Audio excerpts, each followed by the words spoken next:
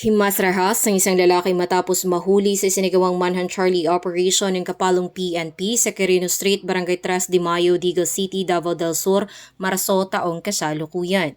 Kinilala ni Police Major Joel Cesar B. Cabet, Station Commander ng Kapalong Municipal Police Station ng suspect na si alias Gemar, 40 anyos, isang driver sa residente ng Purok 5, Barangay Mamakaw, Kapalong Davao del Norte bilang wanted person sa nasabing istasyon. Ayon kay Police Major Cabet, natuntunan ng suspects pinagsanipuwersa ng mga tauhan ng Kapalong Municipal Police Station at 1st Davao Norte Police Mobile Force Company. Dagdag pa ni Police Major Cabet na arestong suspect sa bisa ng warrant of arrest sa kasong active lasciviousness, Revised Penal Code Article 336 na may 36,000 pesos fixed bail bond. Ang suspect ay nasa kustodiya ng nasabing istasyon upang dumaan sa tamang disposisyon. Samantala, kasabay sa pagdiriwang ng International Women's Month, ang pambansang pulisya ay nakikiisa sa programa ng pamahalaan sa hangaring proteksyon ng bawat mamamayan, lalong-lalo ng pananamantala sa kababaihan.